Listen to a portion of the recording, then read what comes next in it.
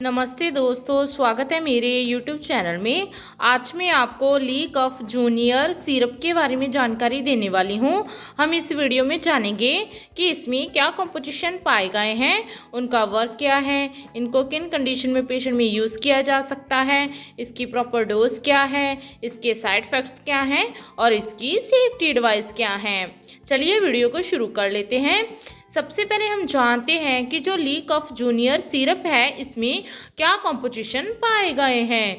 जो ली कफ junior syrup है इसमें dextromethorphan hydrobromide and bromhexine hydrochloride and phenylephrine hydrochloride पाया गया है। और इसकी मात्रा की बात करें तो इसमें जो डेक्स्ट्रोमेथोर्फन है ये ईच 5 ml में 5 mg पाया गया है और दूसरा इसमें जो ब्रोमोक्सिन हाइड्रोक्लोराइड है ये 4 mg पाया गया है और तीसरा इसमें जो फिनाइलहेप्रिन है ये 5 mg पाया गया है।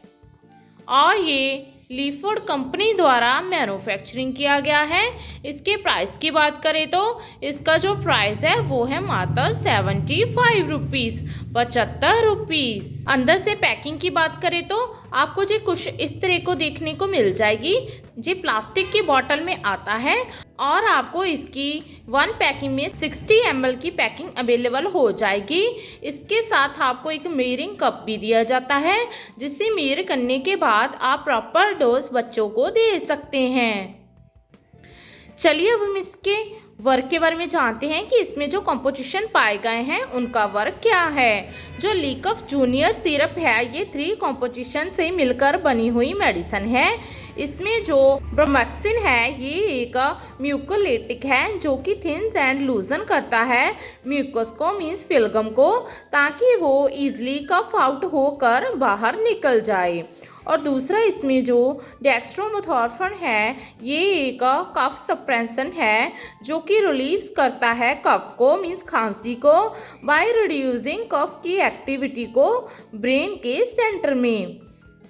और तीसरा इसमें जो फिनाइलहेप्रिन है ये एक डिकॉन्जेस्टेंट है जो कि नैरो करता है स्मॉल ब्लड वेसल्स को, जिससे कि रिलीफ प्रोवाइड होती है कंजेशन से और स्टफीनेस ऑफ नोज से। चलिए अब हम इसके यूजेस के बारे में जान लेते हैं कि इसको किन कंडीशन में पेशेंट में यूज़ किया जा सकता है। जो ली कफ जूनियर है जी बच्चों में दी जाने वाली मेडिसिन है। इसका use treatment of cough means किसी पेशेंट को क्रॉनिक और परसिस्टेंट कफ हो गई है जो कि लास्ट 3 to 8 वीक्स से हो रही है तो उसमें इसका यूज़ किया जा सकता है। ये जो कफ है ये किसी भी न्यूमरस कारण के होती है। कफ किसी भी तरह के अपर रेस्पिरेटरी ट्रैक इन्फेक्शन के कारण होती है जो कि किसी एलर्जी के कारण, जहाँ फिर पेशेंट को निमोनिया हो गया है उसकी वजह से, जहाँ फिर पेशेंट को अस्थमा है उसकी वजह से, जहाँ फिर कोई और मेडिकल कंडीशन की वजह से पेशेंट को कफ हो जाती है। इसकी वजह से पेशेंट को कुछ सिम्टम्स आ जाते हैं जैसे कि शॉर्टनेस ऑफ ब्रीदिंग मीन्स सांस का कम आना, जहाँ फिर वीजिंग साउंड्स आना मीन्स आपकी जो चेस्ट है उसमें से आपको अलग ही तरह के साउंड सुनाई देना ड्यूरिंग कफिंग, जहाँ फिर हार्शनेस ऑफ वॉइस हो जाना मीन्स जो खांसी के ड्यूरिंग वॉइस होती है आपकी आवाज़ होती है वो एकदम से बदल जाती है और आपको बोलते समय बहुत ही ज़्यादा कठिनाई महसूस होती है और थ्रोट में पेन होने लगती है, जहाँ फिर सम टाइम पेशेंट्स को चेस्ट पेन भी होने लग जाती है। तो इन सब से रिलीफ दिलाने के लिए इस सिरप का यूज़ किया जाता है, जहाँ फिर इसके बिना इस मेडिसिन का यूज़ कॉमन कोल्ड या फिर फ्लू हो गया है, नेज़ल कंजेशन हो गया है, स्टफीनेस ऑफ नोज हो गया है, नाक बंद हो गया है, जहाँ फिर पेशेंट को साइनोसाइटिस हो गया है, जहाँ फिर रेस्पिरेटरी डिस्ट्रेस सिंड्रोम हो गया है, जहाँ फिर ब्रोंकियल अस्थमा के लिए भी इसका यूज़ कर सकते हैं, जहाँ फिर पेशेंट को एलर्जिक कफ हो गई है मीन्स किसी एलर्जी की वजह से पेशेंट को कफ हो गई है, उसके ड्यूरिंग भी इसका यूज़ कर सकते हैं। जहाँ फिर इसका use reduce excessive mucus means जो फेलगम होती है उसे लूजन करने के लिए भी इसका यूज़ किया जा सकता है। जहाँ फिर एलर्जिक कंडीशंस जिसमें कि पेशेंट को वाटरी आइज, नाक में से पानी आना, एकदम से स्नीजिंग हो जाना, इन कंडीशन में इसका यूज़ किया जा सकता है। चलिए अब हम इसके डोज के बारे में जान लेते हैं। जो लीकफ जूनियर है इसकी डोज और ड्यूरेशन बच्चों की एज, सेक्स, बॉडी वेट और उसकी सिम्टम्स पर डिपेंड करती है। अदरवाइज इस सिरप को आप 5 ml दिन में 2 से लेकर 3 बार दे सकते हैं। चलिए अब हम इसके साइड इफ़ेक्ट्स के बारे में जान लेते हैं। इसके साइड इफ़ेक्ट्स हैं नौसिया होना, वॉमिटिंग होना, डायरिया हो जाना, डिजीनेस महसूस होना, सिर में दर्द होना, स्वेटिंग हो जाना बहुत ही ज़्यादा, रैशेस निकल आना, ड्राइनेस ऑफ माउथ होना मीन्स मुंह का सूखना, या फिर डिक्रीज्ड एपेटाइट हो जाना मीन्स भूख कम लगना, डिक्रीज्ड वाइट ब्लड सेल जो WBC होते हैं आपके ब्लड रिपोर्ट में वो कम हो जाते हैं, जहाँ फिर पेशेंट को वीकनेस महसूस होना, जहाँ फिर डिस्कम्फर्ट फील होना। अगर आपको ये साइड इफ़ेक्ट गंभीर रूप में नज़र आए तो अपने नियरली डॉक्टर के साथ संपर्क जरूर करें।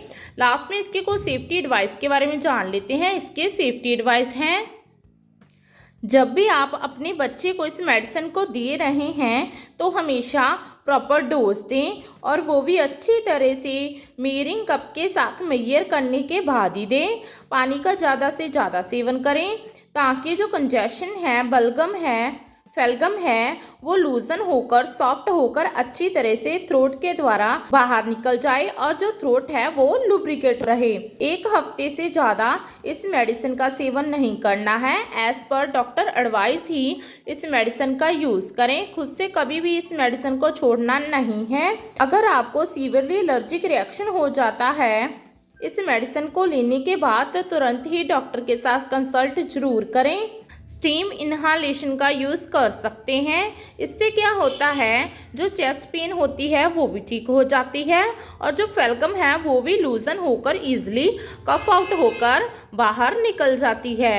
ओवरऑल जाने तो जो लीकफ जूनियर सिरप है इसका यूज़ किसी भी तरह की आपको कफ हो गई है, जहाँ फिर किसी और रेस्पिरेटरी मेडिकल कंडीशन की वजह से कफ हो गई है, कोल्ड हुआ है, एलर्जिक सिम्टम्स आ गए हैं या फिर एलर्जिक कफ हुई है, तो इन कंडीशन में इसका यूज़ किया जा सकता है।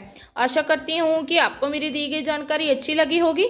अगर दी गई जानकारी अच्छी लगी हो तो वीडियो को लाइक कर देना, शेयर कर देना और चैनल को सब्सक्राइब कर देना। धन्यवाद।